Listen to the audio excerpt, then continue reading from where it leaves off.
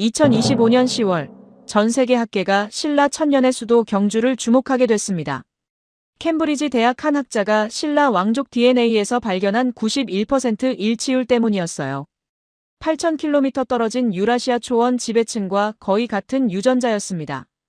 네이처 사이언스가 논문을 실었고 BBC가 3부작 다큐 제작을 결정했어요. 그리고 때마침 경주에서 21개국 정상이 모인 에이펙 정상회의가 열렸습니다. 금관총 특별 방문 일정이 잡혔고 37살 백인 학자가 직접 브리핑을 맡았어요. 대체 어떤 증거가 세계 정상들을 감탄하게 만들었고 신라의 어떤 비밀이 2000년 만에 세계를 놀라게 했을까요? 안녕하세요. 저는 닥터 엘리아스 손입니다. 캠브리지 대학교 유전인류학 연구소에서 고대 DNA 분석을 전문으로 하고 있죠. 37살 박사학위를 받은 지 8년째였습니다. 제 일은 간단해요. 수천 년 전 인골에서 유전자를 추출해 인류의 이동 경로를 밝혀내는 겁니다. 2024년 11월 3일 새벽 4시, 저는 평소처럼 연구소 지하 3층에 있었어요. 책상 위에는 커피 3잔이 놓여 있었죠. 모니터 앞에 앉은 지 14시간째였습니다. 한국 경주에서 온 신라 귀족 인골 샘플을 분석하고 있었어요. 발굴 코드명 GC 2024-7, 1500년 전 금관총 석실에서 발견된 남성 유골이었습니다. 특별할 것 없는 일상적인 작업이었어요. 서울대 고고학팀이 6개월 전 보내온 샘플 중 하나였죠. 동아시아 고대 인골은 대부분 O1b나 O2 하플로그룹을 보였습니다. 예상 가능한 결과들이었어요. 이번에도 그럴 거라 생각했습니다. 분석 프로그램이 완료 신호음을 울렸어요. 저는 엔터키를 눌렀습니다. Y 염색체 하플로그룹 결과 창이 떴죠. 화면을 보는 순간 손가락이 멈췄어요. R1A. 저는 눈을 깜빡였습니다. 뭔가 잘못됐다고 생각했죠. R1A는 동아시아 고대 인골에서 나올 수 없는 유전자 마커였어요. 유럽, 중앙아시아 백인 계통의 전형적인 유전자였습니다. 샘플 오염이 분명했죠. 저는 즉시 분석 로그를 확인했어요. 추출 과정은 완벽했습니다. 밀봉 상태, 온도 기록, 무균 처리 절차. 모든 프로토콜이 정상이었어요. 하지만 여전히 의심스러웠습니다. 저는 냉동고에서 두 번째 샘플을 꺼냈죠. 같은 인골에서 추출한 대조군이었어요. 12시간 후 결과가 나왔습니다. 동일했어요. R1A. 심장이 빨리 뛰기 시작했죠. 우연이 아니었습니다. 저는 미토콘드리아 DNA 분석을 추가로 돌렸어요. 목의 유전자를 확인해야 했습니다. 다음 날 새벽 결과를 확인했어요. H2A5 변이형.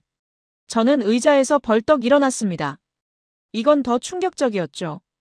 H2A5는 카자흐스탄, 러시아 남부 초원 유목민 귀족에게서만 나오는 희귀 유전자였어요. 한반도에서 발견된 적이 단 한 번도 없었습니다.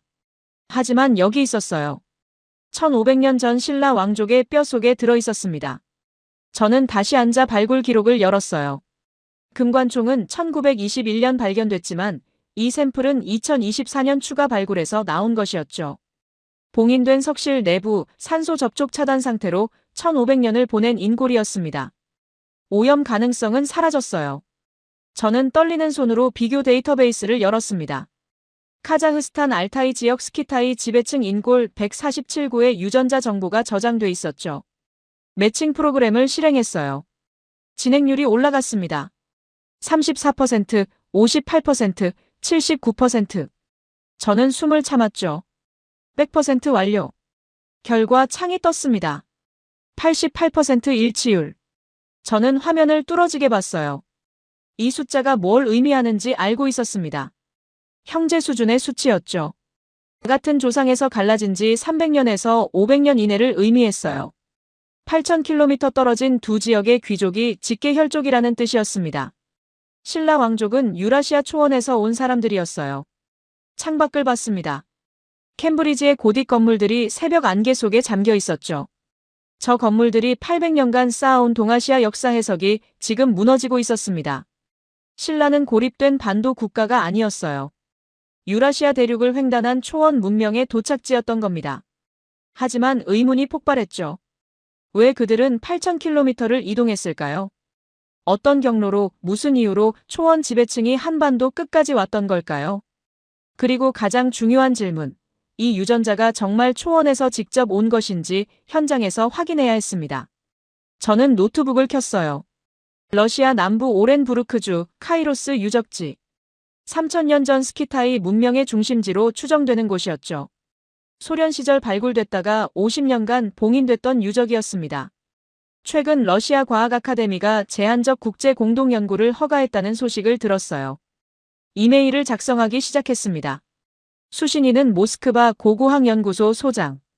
신라-스키타이 유전학적 연결 검증을 위한 카이로스 유적 공동연구 제안. 88% 일치율 그래프를 첨부했죠. DNA 염기서열 비교 데이터도 함께 보냈습니다. 전송 버튼을 눌렀어요. 72시간 후 답장이 왔습니다. 하지만 승인이 아니었어요. 드미트리 볼코프 교수의 서명이 보였죠. 유라시아 초원 문명 연구의 최고 권위자였습니다. 유라시아 초원 문명은 독자적 발전 과정을 거쳤다. 동아시아와의 유전학적 연결은 과학적 근거 없는 추측이다. 카이로스 유적 샘플 접근 불가. 저는 화면을 노려봤습니다. 이건 학문적 검토가 아니었어요. 정치적 차단이었습니다. 볼코프 교수는 초원 문명의 순수성을 평생 주장해온 민족주의 학자였죠. 제 DNA 분석 결과가 그의 이론 체계를 위협한다고 판단한 겁니다. 하지만 저는 포기할 수 없었어요. 88%는 거짓말을 하지 않았습니다. 형제는 8,000km 떨어져 있었고 저는 그 거리를 메울 증거를 찾아야 했죠. 모스크바 공항 입국 심사대를 통과하는데 2시간이 걸렸습니다. 러시아 국경경비대는 제 여권을 3번 확인했어요. 카이로스 유적 허가서를 요구했지만 저는 지역당국 승인서만 보여줄 수 있었죠. 경비대원의 눈빛이 의심스러웠습니다. 10분간 대기실에서 기다렸어요. 통과 도장이 찍혔습니다. 한유진 박사가 도착 게이트에서 기다리고 있었어요. 32살, 신라 고분 전문가였습니다. 한유진 박사는 3년 전 신라 스키타이 연관설로 한국학계에서 매장당한 인물이었죠. 제 DNA 결과를 보고 즉시 러시아행을 결정한 사람이었어요. 72시간밖에 없습니다. 제가 말했어요. 한유진 박사가 고개를 끄덕였습니다. 배낭에서 발굴 자료 3건을 꺼내 보여줬죠. 신라 금관총과 카이로스 5호분의 비교 도면이었어요. 적성목곽분 구조가 미터 단위까지 일치했습니다. 국내선으로 갈아타야 했어요. 오렌부르크까지 6시간 비행이었습니다. 창밖으로 모스크바가 멀어졌죠.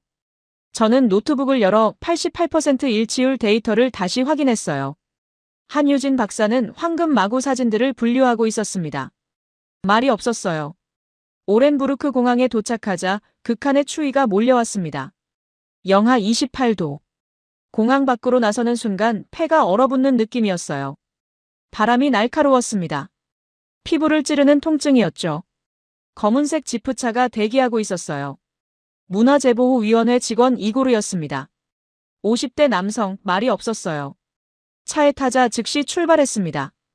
도시를 벗어나자 포장도로가 끝났죠. 비포장길, 차체가 격렬하게 흔들렸어요. 창밖은 지옥이었습니다. 끝없는 초원, 눈으로 뒤덮인 평원. 나무 한 그루 보이지 않았어요. 지평선만 존재했습니다. 차량 온도계가 계속 떨어졌죠. 영하 32도, 영하 35도.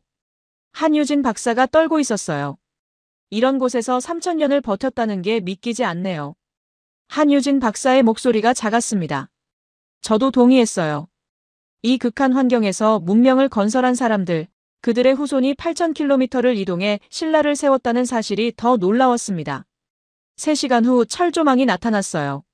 녹슨 게이트, 러시아어 경고문이 붙어 있었습니다. 이고르가 차를 세우고 무전기를 꺼냈죠. 누군가와 짧게 통화했어요. 게이트가 천천히 열렸습니다. 300m 전방에 건물들이 보였어요. 낡은 컨테이너 구조물이었습니다. 발굴 현장 임시 연구소였죠. 차가 가까워지자 한 남자가 건물 앞에서 나왔어요. 검은 털모자, 두꺼운 코트를 입고 있었습니다. 한유진 박사가 긴장한 목소리로 말했어요. 볼코프 교수입니다. 심장이 빨리 뛰기 시작했습니다. 차가 멈췄어요. 저는 문을 열고 내렸습니다. 볼코프 교수가 천천히 다가왔죠. 60대 후반, 얼굴은 화강암처럼 굳어 있었어요. 악수는 하지 않았습니다. 닥터손. 목소리가 얼음장처럼 차갑게 울렸어요. 러시아 억양이 강한 영어였습니다. 지역 당국을 우회해 여기 온 모양이군요. 영리한 방법이요. 칭찬이 아니었어요. 위협이었습니다. 학문적 검증이 필요합니다, 교수님. 제가 말했죠. 볼코프 교수의 눈이 좁아졌어요. 검증? 당신은 초원의 역사를 한반도의 부속품으로 만들려는 거요. 88%? 그건 데이터 조작이요. 조작이 아닙니다. 재검증을 3번 했어요. 제 목소리가 떨렸습니다. 볼코프 교수가 한 걸음 더 다가왔어요. 압박감이 느껴졌습니다. 3일. 당신에게 주어진 시간은 72시간이요. 샘플 채취는 절대 불가. 사진 촬영도 제한적이요. 유적 훼손 시 즉시 추방이요. 볼코프 교수가 손가락으로 뒤쪽을 가리켰습니다. 500m 전방에 거대한 봉분들이 보였어요. 눈에 덮여 있었지만 윤곽이 뚜렷했습니다. 5개의 고분, 높이 약 8m였죠. 저기가 카이로스요. 당신이 찾는 답은 없을 거요. 볼코프 교수가 돌아섰습니다. 컨테이너로 들어가며 문을 쾅 닫았어요. 쇠붙이 부딪히는 소리가 초원에 울렸습니다. 한유진 박사가 제 팔을 잡았어요. 완전히 적대적이에요. 방해할 겁니다. 저도 알고 있었어요. 볼코프 교수는 단순한 학자가 아니었습니다. 유라시아 역사학계의 거물이었고 이곳의 실질적 지배자였죠. 72시간은 그가 허락한 최소한의 시간이었어요.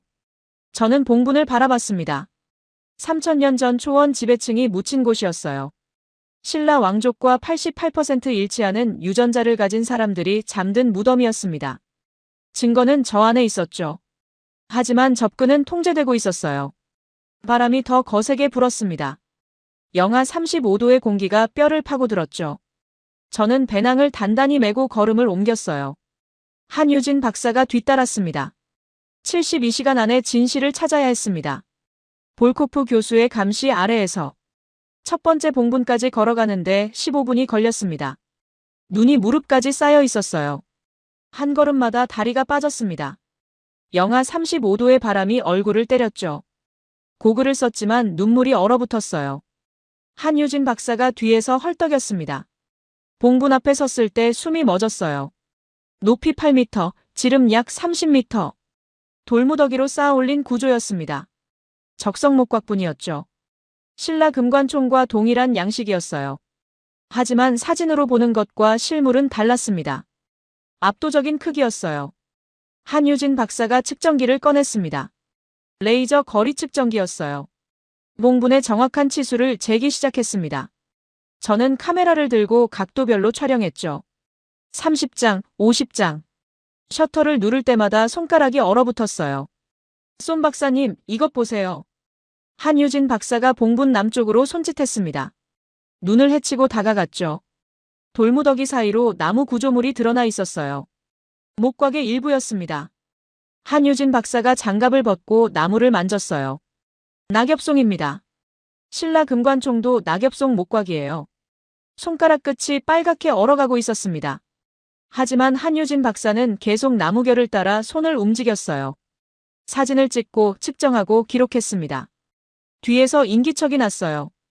볼코프 교수의 조수 2명이 50m 거리에서 지켜보고 있었습니다. 감시였어요. 제가 움직이면 따라왔고 멈추면 그들도 멈췄습니다. 한유진 박사가 배낭에서 도면을 꺼냈어요. 금관총 석실 구조도입니다. 종이를 펼쳤습니다. 길이 12.7m, 폭 7.3m, 깊이 4.2m. 석실 방향은 정동향이었죠. 한유진 박사가 나침반을 꺼내 방향을 확인했어요. 여기도 정동향입니다. 오차 2도 이내예요. 심장이 뛰기 시작했습니다. 우연일 수 없었어요. 8,000km 떨어진 두 무덤이 같은 방향을 향하고 있었습니다. 해가 뜨는 방향 동쪽이었죠. 내부로 들어갈 수 있을까요? 제가 물었습니다. 한유진 박사가 고개를 저었어요. 봉인돼 있어요. 볼코프 교수 허가 없이는 불가능합니다. 컨테이너 쪽을 돌아봤습니다. 볼코프 교수가 창문 너머로 저희를 지켜보고 있었어요. 쌍안경을 들고 있었습니다. 2호분으로 이동했어요. 1호분보다 약간 작았지만 구조는 동일했습니다. 적성목곽, 낙엽송 재질, 정동향 배치. 한유진 박사는 계속 측정하고 기록했죠. 저는 사진을 찍었어요. 사모분 앞에서 한유진 박사가 멈췄습니다. 여기에요. 목소리에 떨림이 있었어요. 몽분 서쪽 면에 작은 구멍이 있었습니다. 도굴 흔적이었죠. 1970년대 발굴 당시 조사용으로 뚫었다가 방치한 구멍이었어요. 한유진 박사가 헤드랜턴을 켰습니다. 구멍 안쪽을 비췄어요. 석실 내부가 보였습니다. 깊이는 약 4m, 바닥에 무언가 반짝이는 게 보였죠. 황금빛이었어요. 유물입니다. 한유진 박사가 카메라를 구멍에 넣었습니다. 망원 렌즈로 촬영하기 시작했죠. 셔터 소리가 연달아 울렸어요. 20장, 30장. 한유진 박사가 카메라를 빼냈습니다. 액정을 확인하더니 얼굴이 창백해졌어요. 손이 떨리고 있었습니다. 손 박사님. 한유진 박사가 카메라를 제게 넘겼어요. 액정을 봤습니다. 확대된 사진이었죠. 황금 마구가 선명하게 찍혀 있었어요. 말이 멈췄습니다. 마구 표면에 문양이 새겨져 있었어요. 맹수가 사슴을 덮치는 장면이었습니다. 호랑이 형상의 포식자가 뒷다리로 사슴을 눌러 제압하고 있었죠. 역동적인 곡선, 세밀한 조각 기법이었어요. 저는 이 문양을 알고 있었습니다. 신라 금관총 황금마구에서 본 것과 똑같았어요. 한유진 박사가 배낭에서 자료를 꺼냈습니다. 금관총 마구 사진이었죠. 두 사진을 나란히 놓았어요. 완벽하게 일치했습니다. 맹수의 자세, 사슴의 형태, 심지어 발톱 표현까지 동일했어요. 조각 기법도 같았습니다. 점타 기법으로 문양 경계를 표현했고 음각으로 근육의 긴장감을 살렸죠. 한유진 박사가 떨리는 목소리로 말했어요. 단순한 교류가 아니에요. 같은 장인이 만들었거나 같은 전통에서 훈련받은 사람들이 만든 겁니다. 저는 사진을 다시 봤습니다. 88% 일치율이 머릿속에 떠올랐어요. 유전자가 같았고 무덤 구조가 같았고 이제 부장품까지 같았습니다. 우연일 수 없었죠. 정신과 기술이 함께 이동했다는 증거입니다. 한유진 박사가 계속 말했어요. 이 황금 마구를 만든 사람들, 이 무덤을 설계한 사람들이 직접 한반도로 간 겁니다. 그들의 DNA가 신라 왕족이 된 거예요. 바람이 멈췄습니다. 초원이 고요해졌어요. 3000년 전 이곳을 떠난 사람들의 여정이 보이는 것 같았습니다. 말을 타고 황금 마구를 걸고 동쪽으로 향한 행렬이었죠. 뒤에서 발소리가 들렸습니다. 볼코프 교수의 조수들이 가까이 다가오고 있었어요. 무전기를 들고 뭔가 보고하고 있었습니다. 저희가 구멍을 통해 내부를 촬영한 걸 본 겁니다. 가야 해요. 한유진 박사가 카메라를 배낭에 넣었습니다. 저도 사진을 저장하고 카메라를 챙겼죠. 하지만 충분했어요. 증거를 확보했습니다. 컨테이너로 돌아가는 길, 볼코프 교수가 문 앞에서 기다리고 있었어요. 내부 촬영은 금지했소. 목소리가 얼음장처럼 차가웠습니다. 구멍이 이미 뚫려 있었어요. 제가 대답했죠. 볼코프 교수의 눈이 좁아졌어요. 카메라를 제출하시오. 안 됩니다. 한유진 박사가 배낭을 꼭 안았어요. 볼코프 교수가 한 걸음 다가왔습니다. 제출하지 않으면 지금 당장 추방이요. 긴장감이 흘렀어요. 저는 볼코프 교수를 똑바로 봤습니다. 72시간이 아직 안 끝났습니다. 계약 위반은 당신 쪽이에요.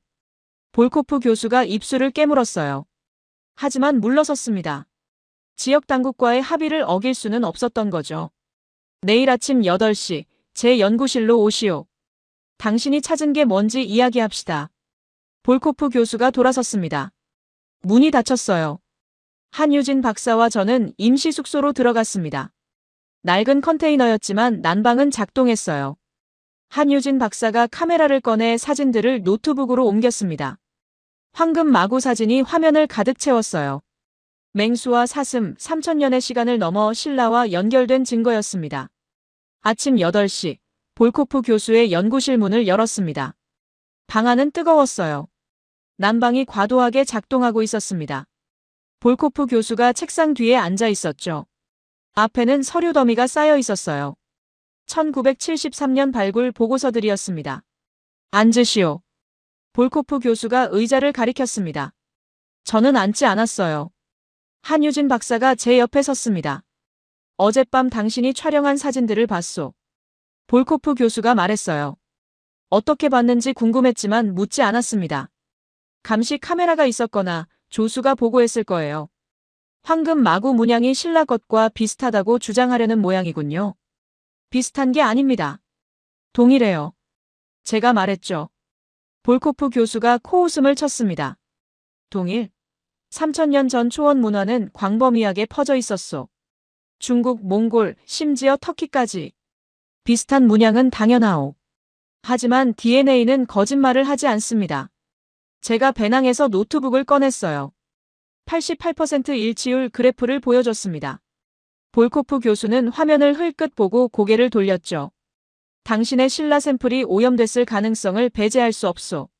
3번 재검증했습니다. 오염이 아니에요. 목소리를 높였습니다. 볼코프 교수가 책상을 손바닥으로 쳤어요. 그렇다면 내 샘플로 확인하시오. 볼코프 교수가 일어섰습니다. 서류 더미에서 봉투 하나를 꺼냈죠.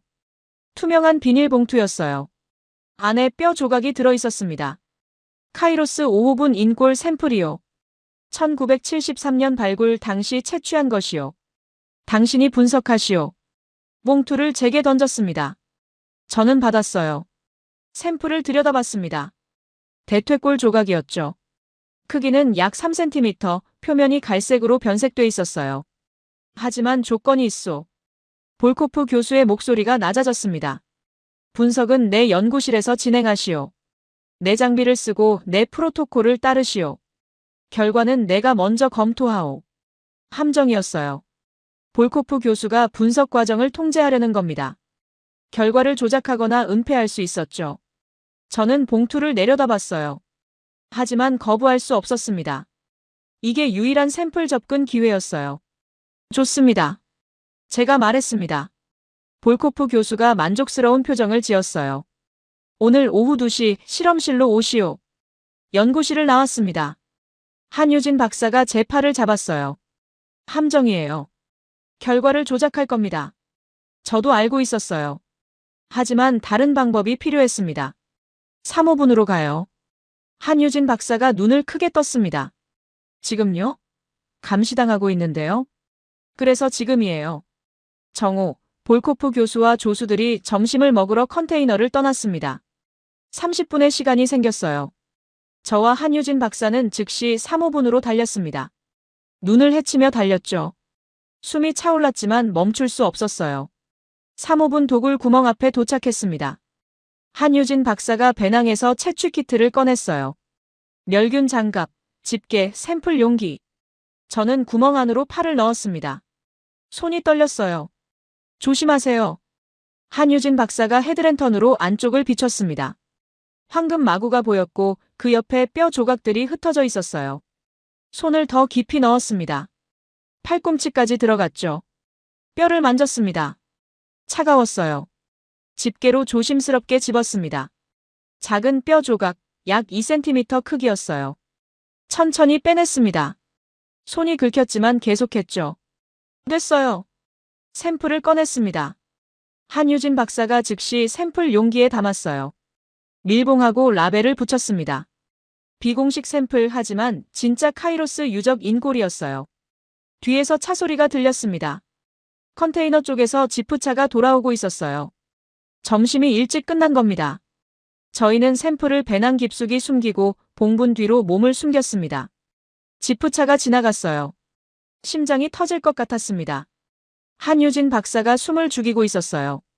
차가 멈추지 않고 컨테이너까지 갔습니다. 안전했어요. 오후 2시, 볼코프 교수의 실험실에 들어갔습니다. 최신 장비들이 즐비했어요. DNA 추출기, 증폭기, 분석기. 볼코프 교수가 장갑을 끼고 있었습니다. 조수 2명도 대기하고 있었죠. 샘플을 주시오. 저는 아침에 받은 봉투를 건넸습니다. 볼코프 교수가 샘플을 추출기에 넣었어요. 프로토콜대로 진행됐습니다. 하지만 제 눈은 계속 볼코프 교수의 손을 따라갔죠. 3시간 후 1차 분석이 완료됐습니다. 볼코프 교수가 화면을 확인했어요. 표정이 굳어졌습니다. 뭔가 예상과 다른 결과가 나온 겁니다. 볼코프 교수가 조수에게 뭔가 속삭였어요. 결과를 보여주세요. 제가 말했습니다. 볼코프 교수가 화면을 가렸어요. 아직 완료 안 됐소. 2차 검증이 필요하오. 거짓말이었어요. 저는 일어섰습니다. 계약 조건은 투명한 분석이었어요. 화면을 보여주세요. 볼코프 교수가 버티고 있었습니다. 조수들이 제 앞을 막아섰어요. 긴장감이 흘렀습니다. 당신은 초원 역사를 한반도에 종속시키려 하오. 볼코프 교수가 소리쳤어요. 당신의 오이비 하플로그룹 주장은 4000년 초원 문명을 수천 킬로미터 떨어진 곳에 부속품으로 만드는 시도요. 절대 용납 못하오. 저는 종속을 말하는 게 아닙니다. 연결을 말하는 거예요. 제 목소리도 커졌습니다. 초원 사람들이 이동했어요. 동쪽으로 한반도까지. 그들이 신라를 세웠어요. 이건 초원 문명의 위대함을 증명하는 겁니다. 볼코프 교수가 입을 다물었어요. 하지만 화면은 여전히 가려져 있었습니다. 저는 배낭을 집었습니다. 필요 없어요. 저만의 샘플이 있으니까요. 볼코프 교수의 얼굴이 창백해졌습니다. 뭐라고? 비공식 채취했어요. 이미 분석 중입니다. 거짓말이었어요. 하지만 볼코프 교수는 흔들렸습니다. 실험실을 나왔습니다. 한유진 박사가 밖에서 기다리고 있었어요. 저는 배낭 속 진짜 샘플을 만졌습니다. 이틀 남았어요. 진실을 밝힐 시간이. 컨테이너로 돌아왔을 때 이고르가 기다리고 있었습니다. 50대 남성, 문화재보호위원회 직원이었죠. 말없이 종이 한 장을 건넸어요. 손으로 그린 지도였습니다. 유적지에서 북쪽으로 15km 떨어진 지점에 X 표시가 있었어요. 아이사. 이고르가 처음으로 영어를 했습니다. 발음이 어색했어요. 누구죠? 한유진 박사가 물었습니다. 이고르가 손짓으로 설명했어요. 늙은 여성, 초원 부족 원로, 오래된 이야기를 아는 사람. 단어들이 끊겼지만 의미는 명확했어요. 볼코프 교수가 알면 안 됩니다. 이고르가 낮게 말했어요. 그리고 차 열쇠를 제 손에 쥐어줬습니다. 30분 후 저희는 지프차를 몰고 북쪽으로 달리고 있었어요. 비포장도로 눈보라가 몰아쳤습니다. 앞이 보이지 않았어요. 한유진 박사가 지도를 보며 방향을 알려줬습니다. 12km, 13km, 14km. 작은 마을이 나타났습니다. 집 5채, 모두 나무로 지은 오두막이었어요. 굴뚝에서 연기가 피어올랐습니다. 차를 세우자 개 짖는 소리가 들렸죠. 늙은 개 한 마리가 집 앞에 누워 있었어요. 가장 큰 집 문이 열렸습니다. 여성이 나왔어요. 80대로 보였습니다. 허리가 굽었지만 눈빛은 날카로웠어요. 두꺼운 털옷을 입고 있었습니다. 아이사였어요. 러시아어로 뭔가 말했습니다. 한유진 박사가 통역 앱을 켰어요. 집 안으로 들어오라는 뜻이었습니다. 집 안은 따뜻했어요. 난로가 타오르고 있었습니다. 벽에는 오래된 사진들이 걸려 있었어요. 흑백 사진, 초원을 달리는 말들, 전통 의상을 입은 사람들. 아이사가 차를 내왔습니다. 김이 모락모락 났어요. 아이사가 앉았습니다. 저희도 앉았어요. 한유진 박사가 통역 앱을 테이블 위에 놓았습니다. 아이사가 말하기 시작했어요. 느리고 무거운 목소리였습니다. 당신들은 무엇을 찾으러 왔소? 앱이 영어로 번역했어요. 저는 노트북을 꺼내 88% 일치율 그래프를 보여줬습니다. 아이사가 화면을 봤어요. 표정이 변하지 않았습니다. 숫자는 알 수 없소. 하지만 당신 눈빛은 알겠소. 아이사가 일어났습니다. 벽장으로 가서 나무 상자를 꺼냈어요. 먼지가 수북했습니다. 상자를 열자 천으로 싼 물건이 나왔죠. 황금 마패였습니다. 크기는 손바닥만 했어요. 표면에 문양이 새겨져 있었습니다. 맹수가 사슴을 덮치는 장면이었죠. 어젯밤 사모분에서 본 것과 동일한 문양이었어요. 심장이 멈췄습니다. 조상들이 물려준 것이요. 아이사가 마패를 쓰다듬었어요. 이것을 가진 자는 하늘의 마차를 탄 자들의 후손이요. 우리는 스스로를 오랭키라 불렀소. 멀리서 온 지도자라는 뜻이요. 한유진 박사가 숨을 죽였습니다. 저는 카메라를 꺼냈어요. 촬영해도 될까요?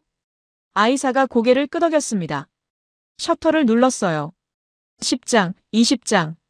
마패의 모든 각도를 담았습니다. 오랭키는 1500번의 겨울을 지나 해 뜨는 곳으로 갔소. 아이사가 계속 말했어요. 초원이 메마르고 전쟁이 일어나고 하늘이 노했을 때 지도자들은 동쪽으로 떠났소. 말 3,000필, 사람 500명. 황금을 싣고 떠났소. 1500번의 겨울. 1500년이라는 뜻이었습니다. 시기가 정확히 맞았어요. 기원전 1000년경 초원 지역에 기후 변화가 있었다는 기록이 있었습니다. 건조화로 유목민들이 이동했다는 증거였죠. 증거가 있습니까? 제가 물었습니다. 아이사가 다시 상자를 뒤졌어요. 자작나무판을 꺼냈습니다. 크기는 A4 용지만 했어요. 표면이 갈라져 있었지만 문자가 선명했습니다. 한유진 박사가 손전등을 비췄어요. 문자를 확대해서 봤습니다. 기호들이 새겨져 있었어요. 동그라미, 직선, 곡선의 조합이었습니다. 낯익은 형태였죠. 한글 자음 모음 구조예요. 한유진 박사가 떨리는 목소리로 말했습니다. 기역, 미음, 시옷과 비슷한 형태가 보여요. 하지만 더 원시적이에요. 저도 봤습니다. 기역자 형태의 기호, 이응 형태의 원, 의 형태의 선. 한글의 초기 형태처럼 보였어요. 하지만 더 단순하고 기하학적이었습니다. 이것은 천신께 바치는 제문이요. 아이사가 설명했어요. 오랭키가 떠나기 전 새긴 것이요. 하늘에 마차여 우리를 해뜨는 곳까지 인도하소서. 그런 뜻이요. 한유진 박사가 판을 들고 촬영했습니다. 저도 노트북에 기록했어요. 문자 하나하나를 스케치했습니다. 왜 동쪽으로 갔을까요? 제가 물었습니다. 아이사가 창밖을 봤어요. 해가 뜨는 곳이 새로운 시작이요. 죽음에서 부활, 어둠에서 빛. 오랭키는 새 땅에서 새 왕국을 세우려 했소. 신라였어요. 해가 뜨는 나라, 동방의 왕국. 초원에서 온 오랭키가 한반도에 도착해 세운 나라였던 겁니다. 88% 일치율, 동일한 무덤 구조, 같은 황금 마구, 그리고 이제 구전과 문자까지. 모든 퍼즐이 맞춰졌습니다. 이 이야기를 밖에서 말하면 안 돼요. 아이사가 경고했어요. 볼코프는 이것을 용납 못하오. 초원의 순수성을 지키려는 자요. 당신들을 막을 거요. 알고 있었어요. 하지만 이제 증거가 충분했습니다. DNA, 고고학, 유물, 구전, 문자. 5가지 증거가 하나의 진실을 가리키고 있었어요. 신라는 유라시아 초원 문명의 최종 도착지였습니다. 마을을 떠날 때 아이사가 문 앞에 섰습니다. 오랭키의 후손들이 여전히 살아있다니 기쁘오. 그들을 찾아주시오. 차에 올랐어요. 한유진 박사가 자작나무판 사진을 확인하고 있었습니다. 저는 황금마패 사진을 저장했죠. 48시간 남았습니다. 이제 세계에 알릴 시간이었어요. 컨테이너로 돌아온 건 자정이었습니다. 영하 38도, 바람이 거세게 불었어요. 불을 끈 채 들어갔습니다. 볼코프 교수가 알면 안 됐죠. 한유진 박사가 커튼을 쳤어요. 저는 헤드랜턴을 켜고 배낭에서 비공식 샘플을 꺼냈습니다. 휴대용 DNA 분석기를 준비했어요. 캠브리지에서 가져온 장비였습니다. 소형이지만 정확도는 실험실급이었죠. 샘플을 넣고 프로토콜을 시작했어요. 분석 시간 4시간, 결과는 새벽 4시에 나올 예정이었습니다. 기다리는 동안 모든 증거를 정리했어요. 노트북의 파일을 열었습니다. 첫 번째, DNA 분석 결과. 신라 금관총 인골과 카이로스 유적 인골의 88% 일치율. Y 염색체 하플로그룹 R1A, 미토콘드리아 DNA H2A5. 형제 수준의 혈연관계였어요. 두 번째, 고고학적 증거. 적성목곽분 구조 비교 데이터를 열었습니다. 금관총 길이 12.7m, 카이로스 5호분 12.6m, 오차 10cm, 폭은 7.3m와 7.2m. 방향은 둘 다 정동향, 오차 2도 이내였어요. 우연일 수 없는 일치였습니다. 세 번째, 유물 증거. 황금 마구 사진을 나란히 놓았어요. 3호분에서 촬영한 것과 금관총 마구 자료 사진. 맹수와 사슴 문양이 완벽하게 일치했습니다. 조각 기법, 점타 표현, 음각 방식까지 동일했어요. 아이사의 황금 마패도 같은 문양이었습니다. 네 번째, 구전 증거. 아이사의 증언을 타이핑했어요. 오랭키, 1500번의 겨울, 해 뜨는 곳으로의 이동. 말 3000필, 사람 500명, 황금을 싣고 떠난 데 이동. 기원전 1000년경 초원 지역 기후 변화와 시기가 정확히 맞았습니다. 5번째, 문자 증거. 자작나무판에 새겨진 고대 문자 사진을 확대했어요. 한글 자음 모음과 유사한 기하학적 기호들. 기역, 미음, 시옷, 이응, 의의 원형처럼 보이는 형태들. 언어학자의 검증이 필요했지만 연관성은 명확했습니다. 한유진 박사가 지도를 펼쳤어요. 이동 경로를 추정해봤어요. 카자흐스탄 알타이에서 시작하는 붉은 선이 그어져 있었습니다. 동쪽으로 몽골 초원을 지나 만주를 거쳐 한반도 동남쪽 경주까지. 총 거리 8,000km였어요. 1500년이면 충분히 가능해요. 한유진 박사가 계산했습니다. 연간 5km씩만 이동해도 돼요. 유목민들은 계절마다 수백 킬로미터를 이동했어요. 여러 세대에 걸쳐 천천히 동진했을 겁니다. 말이 됐어요. 급격한 이동이 아니라 점진적인 동진이었습니다. 초원이 메마르면 동쪽으로, 전쟁이 일어나면 더 동쪽으로. 세대마다 조금씩 이동하다 결국 한반도에 도착한 거였죠. 새벽 4시, 분석기가 신호음을 울렸습니다. 손이 떨렸어요. 화면을 켰습니다. 결과가 떴습니다. Y염색체 하플로그룹 R1A, 미토콘드리아 DNA H2A5. 볼코프 교수가 준 공식 샘플이 아니라 제가 직접 채취한 샘플의 결과였어요. 신라 금관총 샘플과 비교 프로그램을 돌렸습니다. 진행률이 올라갔어요. 50%, 75%, 100%. 결과 창이 떴습니다. 91% 일치율. 숨이 멎었습니다. 공식 샘플보다 3% 더 높았어요. 더 가까운 혈연관계였습니다. 3호분 인골이 금관총 인골과 더 직접적으로 연결돼 있었던 거예요. 손 박사님. 한유진 박사가 제 어깨를 잡았습니다.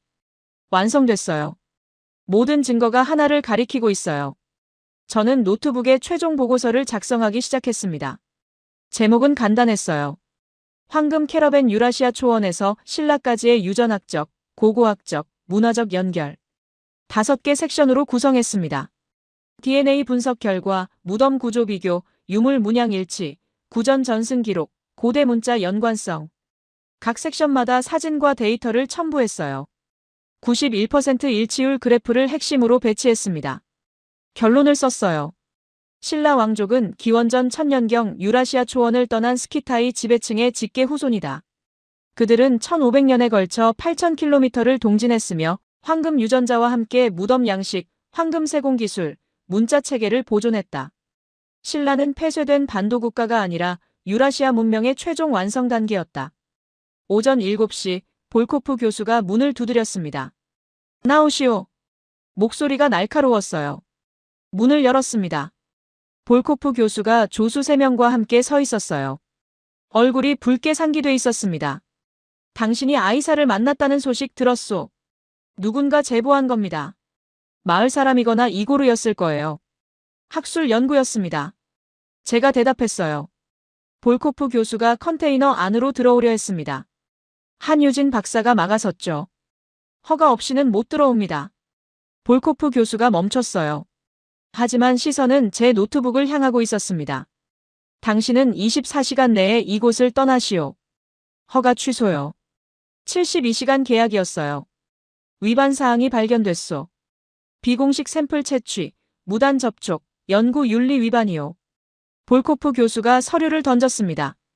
추방 명령서였어요. 오렌부르크 당국 도장이 찍혀 있었습니다. 24시간. 충분했어요. 이미 모든 증거를 확보했습니다. 저는 노트북을 닫고 배낭에 넣었어요. 한유진 박사가 카메라와 샘플을 챙겼습니다.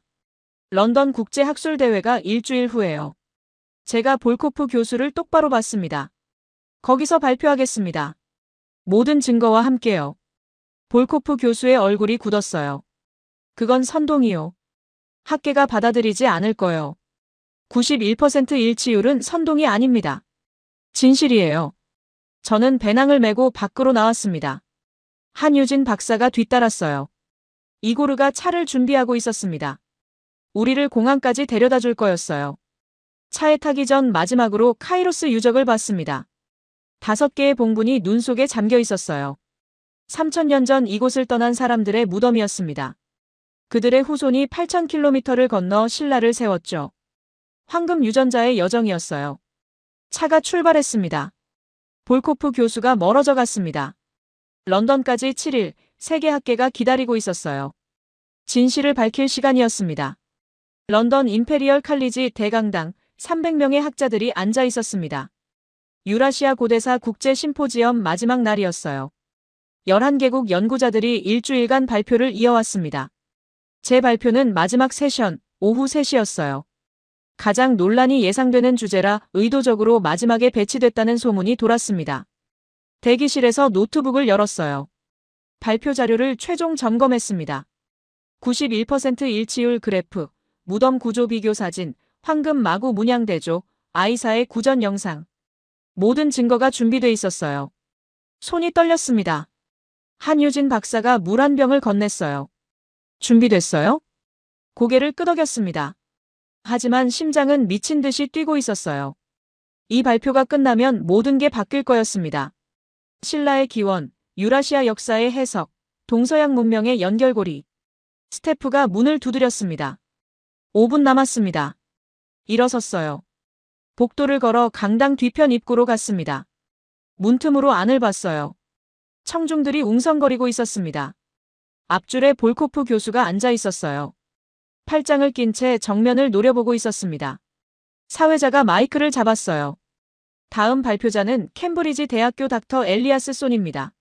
신라-스키타의 유전학적 연결에 대한 최신 연구 결과를 발표하시겠습니다. 박수가 터졌습니다. 문이 열렸어요. 무대로 걸어갔습니다. 조명이 눈부셨어요. 연단에 섰습니다. 300쌍의 눈이 저를 향하고 있었습니다. 심호흡했어요. DNA는 국경을 모릅니다. 첫 문장을 말했습니다. 강당이 조용해졌어요. 오늘 보여드릴 증거는 신라 문명의 기원이 8,000km 떨어진 유라시아 초원에 있다는 것을 증명합니다. 첫 번째 슬라이드를 띄웠어요. 신라 금관총 인골 사진이었습니다. 다음 슬라이드, 카이로스 유적 인골 사진. 그리고 DNA 분석 결과 그래프. 91% 일치율. 숫자를 또렷하게 말했습니다. 강당이 술렁였어요. 이것은 형제 이상의 수치입니다. 직계 조상 마이너스 후손 관계를 의미해요. 신라 왕족은 스키타의 지배층의 후손입니다. 중간쯤에서 손이 올라갔어요. 독일 학자였습니다. 샘플 오염 가능성은 배제했습니까? 3번 재검증했습니다. 캠브리지, 서울대, 그리고 현지에서 제가 직접 채취한 샘플까지. 결과는 동일했어요. 다음 슬라이드를 넘겼습니다. 적성목곽분 구조 비교였어요. 치수가 미터 단위까지 일치하는 도면이 나란히 떴습니다. 우연이 아닙니다. 같은 설계 사상, 같은 장례 전통입니다. 황금 마구 사진을 보여줬어요. 맹수와 사슴 문양의 확대 비교. 청중들이 몸을 앞으로 기울였습니다. 조각 기법까지 일치하는 두 유물이 화면을 가득 채웠어요. 기술과 정신이 함께 이동했다는 증거입니다. 뒷줄에서 누군가 일어섰습니다. 볼코프 교수였어요. 이의를 제기하겠소. 목소리가 강당에 울렸습니다. 사회자가 당황했어요. 발표가 끝난 후에. 지금 제기해야 하오. 저 데이터는 조작이오. 볼코프 교수가 앞으로 걸어왔습니다. 청중들이 웅성거렸어요. 저는 연단을 지켰습니다. 어느 부분이 조작입니까? 제가 물었어요. 볼코프 교수가 무대 아래에 섰습니다. 당신의 비공식 샘플 채취는 연구 윤리 위반이요. 그 결과는 인정될 수 없소. 그렇다면 공식 샘플 결과를 보시죠. 다음 슬라이드를 띄웠습니다. 볼코프 교수가 직접 준 샘플의 분석 결과였어요. 88% 일치율. 3% 낮았지만 여전히 형제 수준이었습니다.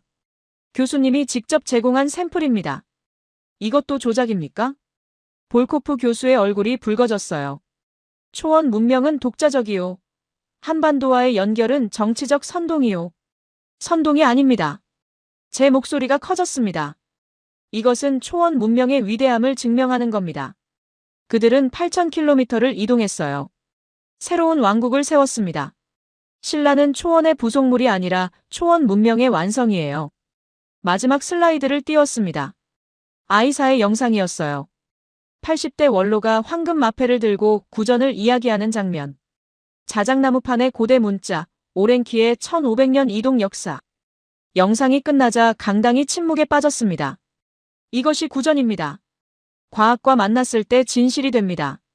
앞줄 한국학자 3명이 일어나 박수를 쳤어요. 서울대, 고려대, 연세대 교수들이었습니다. 박수가 번져나갔습니다. 절반의 청중이 일어섰어요. 하지만 절반은 앉아 있었습니다. 러시아, 중국, 몽골 학자들이었어요. 볼코프 교수가 퇴장했습니다. 문이 쾅 닫혔죠. 그의 조수 5명이 뒤따랐습니다. 질의응답이 시작됐어요. 옥스퍼드 교수가 손을 들었습니다. 이동 경로는 추정 가능합니까? 한유진 박사가 무대로 올라왔어요. 지도를 펼쳤습니다. 알타이에서 경주까지의 붉은 선. 주요 정착지 표시, 시대별 유물 분포. 1500년에 걸친 점진적 이동으로 추정됩니다. 하버드 유전학자가 물었어요. 다른 지역 샘플과의 비교는? 중국 내몽골, 몽골 초원 지역 샘플 27구와 비교했습니다. 일치율은 60에서 75%였어요. 신라 카이로스 91%가 가장 높습니다. 1시간 동안 질문이 이어졌습니다. 찬성과 반대가 팽팽했어요. 하지만 증거를 부정하는 사람은 없었습니다. 해석의 차이만 있었죠. 발표가 끝났습니다. 무대를 내려오자 한국 학자들이 몰려왔어요. 악수, 명함 교환, 공동연구 제안. 한유진 박사가 제 옆에서 웃고 있었습니다. 해냈어요. 저도 웃었어요. 하지만 끝이 아니었습니다. 볼코프 교수와 그의 지지자들이 움직일 거였어요. 정치적 압력, 학술지, 게재 거부, 추가 연구 봉쇄. 하지만 진실은 나왔습니다. 91%는 거짓말을 하지 않았어요. 신라와 초원은 연결돼 있었습니다. 황금 유전자의 비밀이 세상에 공개됐습니다. 런던 발표 3개월 후 서울국립중앙박물관에서 유라시아 형제문화교류회가 열렸습니다. 500명의 참석자 12개국 대표단이 모였어요. 초원 지역 청년 30명과 한국 대학생 50명이 무대에서 아리랑을 함께 불렀습니다. 한국어와 러시아어, 카자흐어가 뒤섞인 합창이었어요. 볼코프 교수가 맨 뒷좌석에 앉아 있었습니다. 행사 후 저를 찾아와 악수를 청했어요. 함께 연구합시다. 그날 이후 8개월이 흘렀습니다. 그 사이 모든 것이 바뀌었어요. 네이처와 사이언스의 후속 논문 5편이 게재됐습니다. BBC가 3부작 다큐멘터리 제작을 결정했죠. 하버드, 옥스퍼드, 도쿄대에서 공동 연구 제안이 쏟아졌어요. 한국 정부는 신라 유라시아 연구에 10년간 500억 원 지원을 결정했습니다. 가장 큰 변화는 경주였어요. 외국인 관광객이 3배 증가했습니다. 금관총 입장객은 하루 평균 2,000명에서 6,000명으로 늘었어요. 유네스코 세계문화유산 추가 등재 신청이 진행됐습니다. 그리고 몇 년 전부터 예정됐던 2025년 에이펙 정상회의가 경주에서 열리게 됐죠. 2025년 10월 31일 경주 화백 컨벤션 센터 21개국 정상과 강요 300명이 모였습니다. 부산 에이펙 이후 20년 만에 한국에서 열리는 정상회의였어요. 회의 첫날 특별 일정에 금관총 방문이 포함됐습니다. 한국 정부가 특별히 요청한 일정이었어요. 저는 현장 브리핑을 맡았습니다. 오후 2시 검은색 의전 차량 행렬이 금관총 앞에 섰어요. 긴장되시죠? 저는 고개를 끄덕였습니다. 손에 든 자료가 땀으로 젖어 있었어요. 정상들이 다가왔습니다. 한국 대통령이 앞장섰어요. 통역관 12명이 뒤따랐습니다. 저는 인사를 했어요. 미국 대통령이 먼저 악수를 청했습니다. 닥터 손, 당신 논문 읽었습니다. 제 인생에서 가장 놀라운 발견이더군요. 가슴이 뜨거워졌어요. 금관총 내부로 들어갔습니다. 조명이 켜졌어요. 복원된 석실이 나타났습니다. 중앙에 금관 복제품이 전시돼 있었어요. 황금빛이 조명을 받아 찬란하게 빛났습니다. 저는 브리핑을 시작했어요. 신라라는 이름에는 특별한 의미가 있습니다. 새로울 신, 그물라. 나날이 새롭게 사방을 아우른다는 뜻이에요. 정상들이 귀를 기울였습니다. 1500년 전 이 무덤에 묻힌 신라 왕족의 DNA를 분석한 결과 8,000km 떨어진 유라시아 초원 지배층과 91% 일치했습니다. 대형 스크린에 그래프가 떴어요. 중국 주석이 앞으로 다가왔습니다. 일본 총리도 화면을 주시했어요. 신라는 사방을 아우른다는 이름처럼 실제로 유라시아 전역과 연결된 국제적 왕국이었어요. 다음 슬라이드를 넘겼습니다. 알타이에서 경주까지의 이동 경로 지도였어요. 붉은 선이 유라시아 대륙을 가로지르고 있었습니다. 이것은 인류 역사상 가장 위대한 이동 중 하나입니다. 목소리에 떨림이 실렸어요. 1500년에 걸쳐 초원 문명이 동진했고 그 끝에서 신라가 탄생했습니다. 경주는 다양한 문화의 교차로였어요. 유라시아 초원, 중국, 한반도 토착 문화가 만나 조화를 이룬 곳이었습니다. 황금 마구 비교 사진을 보여줬어요. 카이로스 유적과 금관총의 동일한 문양이었습니다. 맹수가 사슴을 덮치는 장면, 조각 기법까지 완벽하게 일치했어요. 미국 대통령이 감탄사를 냈습니다. 믿을 수 없군요. 완전히 똑같아요. 캐나다 총리가 질문했어요. 서로 다른 문화가 어떻게 이렇게 조화를 이뤘습니까? 존중이었습니다. 제가 대답했어요. 신라는 다른 문화를 배척하지 않았어요. 받아들이고 융합하고 새롭게 창조했습니다. 그것이 천년 왕국의 비결이었어요. 마지막 슬라이드였어요. 아이사의 황금 마패와 구전 영상이었습니다. 80대 원로가 오랭키의 이야기를 들려주는 장면이었어요. 1500번의 겨울, 해 뜨는 곳으로의 여정. 영상이 끝나자 정상들이 침묵했습니다. 중국 주석이 먼저 말했어요. 이것은 동아시아만의 역사가 아니군요. 인류 전체의 유산입니다. 일본 총리가 고개를 끄덕였습니다. 우리 교과서를 다시 써야겠습니다. 한반도를 고립된 반도로만 가르쳤던 게 잘못이었어요. 멕시코 대통령이 덧붙였어요. 경주는 세계사의 중심입니다. 전통과 현대가 조화를 이루는 도시예요. 심장이 터질 것 같았습니다. 21개국 정상들이 한국의 위대한 역사를 인정하고 있었어요. 88%로 시작한 숫자가 세계를 바꾸고 있었습니다. 밖으로 나왔어요. 대릉원이 한눈에 보였습니다. 23개의 고분이 석양을 받아 황금빛으로 물들고 있었어요. 정상들이 잠시 걸음을 멈췄습니다. 침묵 속에서 경주의 위엄이 느껴졌어요. 한국 대통령이 발표했습니다. 오늘 오전 유네스코 본부로부터 공식 연락을 받았습니다. 정상들이 한국 대통령을 봤어요. 신라 고분군과 유라시아 초원 유적을 연계한 황금의 길. 세계 문화유산 긴급 등재가 만장일치로 승인됐습니다. 박수가 터져나왔습니다. 21개국 정상들이 일제히 박수를 쳤어요. 눈물이 쏟아졌습니다. 88% 일치율로 시작한 여정이 유네스코 등재로 완성됐어요. 캠브리지 연구실의 차가운 새벽, 카이로스의 영하 35도, 볼코프 교수와의 대립, 런던 학회의 긴장. 모든 순간이 이 순간을 위한 것이었습니다. 미국 대통령이 제 어깨를 두드렸어요. 닥터 손, 당신이 역사를 바꿨어요. 목이 메었습니다. 저는 그저 진실을 찾았을 뿐입니다. 진실은 한국에 있었어요. 저녁 7시 에이펙 공식 만찬장이었습니다. 각국 정상 테이블 중앙에 금관 복제품이 전시됐어요. 조명을 받아 황홀하게 빛났습니다. 만찬이 시작되고 한국 대통령이 축사를 했어요. 신라에는 만파식적이라는 전설의 피리가 있었습니다. 한국 대통령의 목소리가 홀에 울렸어요. 세상의 모든 분열과 파란을 잠재우고 평화를 가져온다는 의미였습니다. 왕실에서 나라에 근심이 있을 때마다 이 피리를 불었다고 전해집니다. 정상들이 조용히 들었습니다. 오늘 닥터 손의 연구가 증명했듯이 우리는 모두 연결돼 있습니다. 유라시아와 한반도, 동양과 서양, 과거와 현재가 하나로 이어져 있어요. 이 자리에 모인 21개국 정상들의 목소리가 만파식적의 선율처럼 조화를 이루길 바랍니다. 박수가 쏟아졌어요. 만찬이 끝나고 한국 대통령이 기념품을 증정했습니다. 황금 마구 문양이 새겨진 순금 메달이었어요. 유라시아에서 한반도까지 인류는 하나입니다. 다음 날 11월 1일 아침, 경주역 광장은 인파로 가득했습니다. 에이펙 소식을 듣고 몰려든 관광객들이었어요. 중국인, 일본인, 미국인, 캐나다인. 금관총행 셔틀버스 앞에 300명이 줄을 섰습니다. SNS에는 경주 사진이 넘쳐났어요. 해시태그 황금의 길이 전 세계 트렌드 1위에 올랐습니다. 한유진 박사가 제 옆에 섰어요.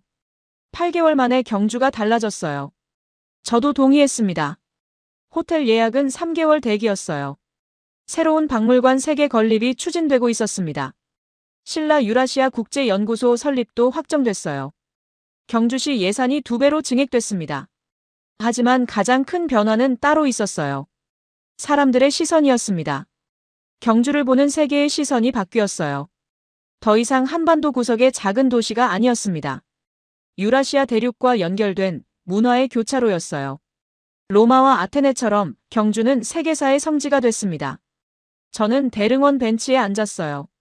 노트북을 열어 이메일을 확인했습니다. 250통의 새 메일이 와 있었어요. 연구 협력 제안, 강연 요청, 인터뷰 신청. 그중 하나가 눈에 들어왔습니다.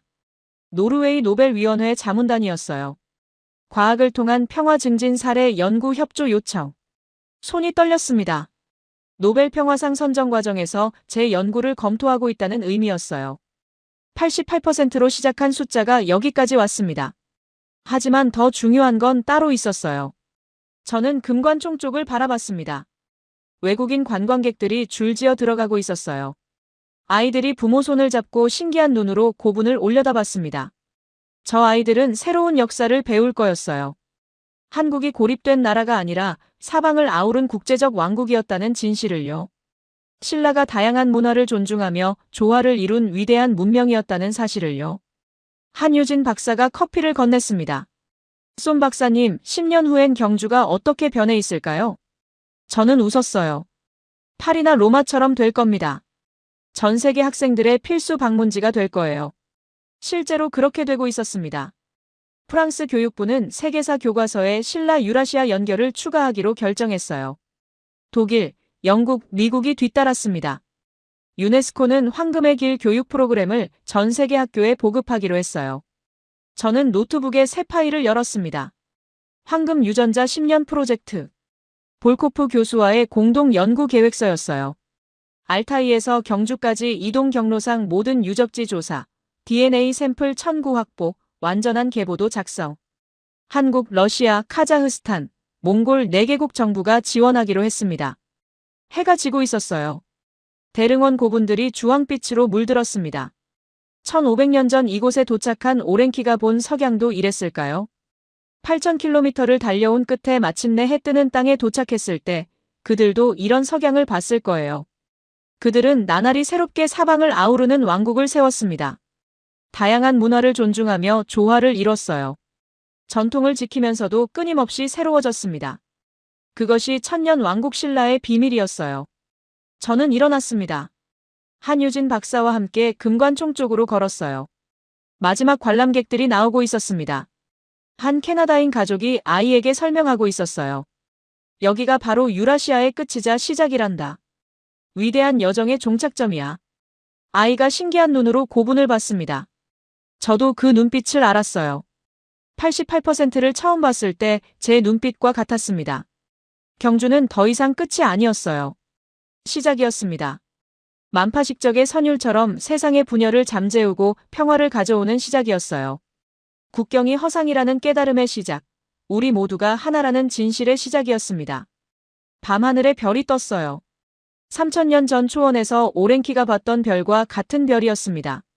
그들은 별을 따라 동쪽으로 왔고 저는 그들의 흔적을 따라 진실을 찾았어요. 황금 유전자는 거짓말을 하지 않았습니다. 91%는 형제였고 형제는 8000km를 넘어 다시 만났어요. 이것이 신라의 위대한 유산이었습니다. 세계가 인정한 한국의 자랑스러운 역사였어요. 캠브리지 연구실에서 발견한 88% 일치율 하나가 오늘 세계 문화유산이 되어 경주를 빛내고 있습니다. 닥터 엘리아스 손이 영하 35도 카이로스 유적에서 목숨 걸고 확보한 증거들이 21개국 정상 앞에서 신라의 위대함을 증명했고 지금 이 순간에도 전 세계 6,000명의 관광객이 금관총 앞에 줄을 서고 있어요. 이 이야기가 가슴에 와닿으셨다면 좋아요 버튼으로 응원해주시고 구독도 꼭 부탁드려요. 그리고 댓글에 황금의 길 4글자만 남겨주세요. 여러분의 댓글 하나하나가 우리 역사를 지키고 세계의 자랑스러운 한국을 알리는 힘이 됩니다. 끝까지 시청해주셔서 진심으로 감사드립니다.